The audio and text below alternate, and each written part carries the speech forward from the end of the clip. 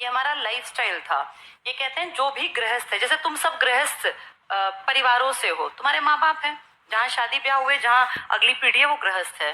तो कहते हैं जितने लोग गृहस्थ हैं उन सबको कुछ चीजों का ध्यान रखना है, जो आगे जाके हमें भी करना था, फिर तुम्हें भी पीढ़ी दर पीढ़ी पहले सिखाते थे। कहते थे तुम सब गृहस्थों के ऊपर ऋण है, भगवान ने ये जन्म दिया ना, कुछ कर्जा है तुम्हारे ऊपर। ये कर्जा कैसे उतारोगे? पहला, देवताओं का ऋण है। भगवान की पूजा करेंगे, भगवान को हर घड़ी याद रखेंगे, गलत काम नहीं करेंगे, क्योंकि हम देख रहे हैं, हम सोच रहे हैं कि भगवान हमें देख रहा है। ये देवताओं का ऋण है कि इंसान बनाए, सुअर बना देता, कुत्ता बना देता, कहीं जंगली सुअर बना देता, कुछ भी बना देता, इंसान बने। ये किसने ऋण कर दिया तुम्हारे ऊपर? देवता।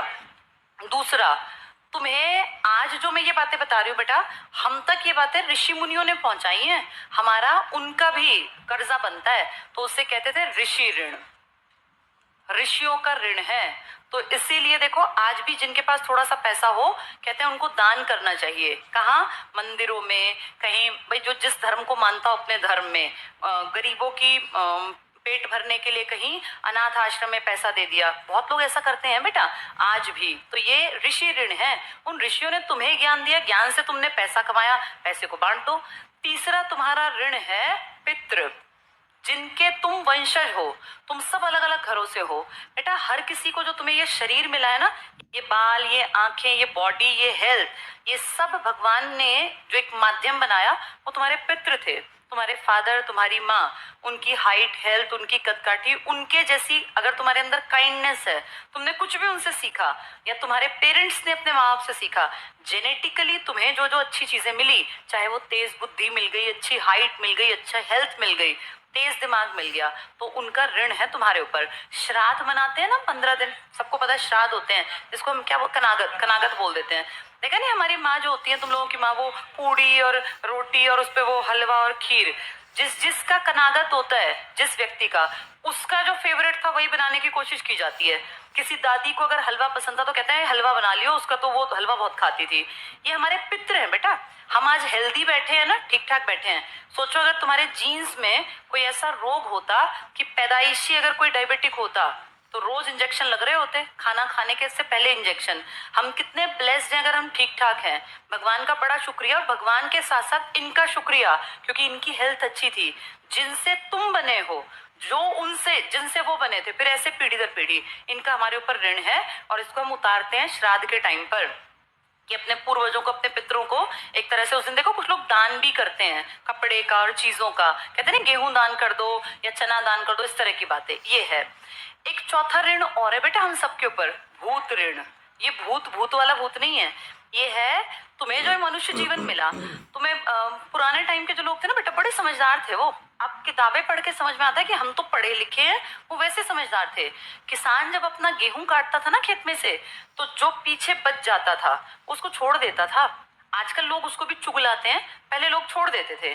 किसके लिए छोड़ते थे? वो समर्पण था उनका, चिड़ियों के प्रति, चींटियों के प्रति, कि भाई जिस इस धरती ने मुझे दिया, मैंने जो मैं काट सकता था काट लिया, जो नीचे पड़ा रह गया इसको मैंने छोड़ दिया, समर्पित कर दिया। इसी को भूत ऋण कहते हैं।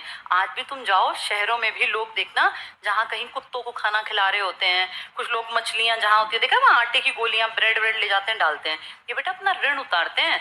पक्षियों को खाना खिलाना, कुत्तों को खाना खिलाना, या इस तरह चींटियों को, ये तुम्हारा ऋण है। और तुम देखो जितनी जितनी जिसकी उम्र बढ़ती जाती है, वो ऐसे काम ज्यादा करने लगता है, क्योंकि मनुष्य जीवन में ही ऋण उतारोगे। कुत्ता बन के किसका ऋण उतारोगे बेटा? मछली बन के किसका ऋण उतारोगे? ये जीते जी उतरेंगे। तो ये ऋण हमारे ऊपर है। एक और ऋण था इंसान का, देखना जरा, मनुष्य। हाँ, पांचवा। इसमें क्या है बेटा, कुछ लोग ऐसे मनहूस होते हैं, उनके घर कोई आ जाए तो उनका मुंह माथा बन जाता है कि ये और आ गए। ये मनुष्य ऋण है हमारे ऊपर। तुम्हारे घर में कोई अतिथि आए ना, गेस्ट, तुम कितने गरीब हो बेटा, तुम सूखी रोटी खाते हो ना, उसको भी सूखी रोटी दे दो। बस मन में भाव रखो आदर का।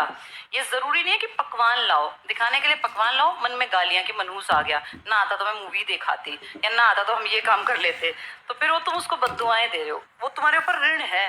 कहते हैं दाने दाने पर लिखा है खाने वाले का नाम, कहावत है ना ये। तो जिसके घर में जो अतिथि आ जाए, कोई भी किसी भी रूप में, अनजान भी कोई आके रोटी मांग लेना बेटा, तो ये ऋण उतर जाता है। मनुष्य ऋण, और इसको भी इंसान ही उतार सकता है। इसमें आता है अतिथि का सत्कार। और अतिथि का मतलब सिर्फ अपने रिश्तेदार नहीं होते, अपनों को तो फिर भी कोई भी खिला देगा। कोई भी आदमी पुराने टाइम में ना बेटा, जैसे होटल्स और ये सराय तो थी नहीं, तो लोग कहीं पैदल जाते, जिसका दरवाजा खटखटा देते ना, उसकी ड्यूटी होती थी कि मेरे घर जो मेहमान आया, अतिथि देवता आया, इसको खाना भी खिलाऊं और इसके सोने का भी इंतजाम करूं। तो लोग दिल से कितने साफ थे। पर अगर हम आज ऐसा करेंगे तो चोर आएंगे, खटखटाएंगे और तुम्हारे रात में गले काट कर ले जाएंगे सारा पैसा। अब हम ऐसा नहीं कर सकते, तब कर सकते थे। ये ऋण तब के हैं। आज क्या करें फिर? आज कहीं भी हेल्प हो सकती हो, अपने जन्मदिन पर या किसी ऐसे दिन पर गरीबों को खाना खिला दो, वो भी एक तरह का तुमने ऋण उतार दिया मनुष्य का। तो ये 5 ऋण समझ में आ गए। अब तुम जो ये पढ़ने आते हो ना बेटा, ये उन पूर्वजों का ऋण है तुम्हारे ऊपर। तुम्हारे बाप दादा परदादा ने बहुत मेहनत की है खेती में।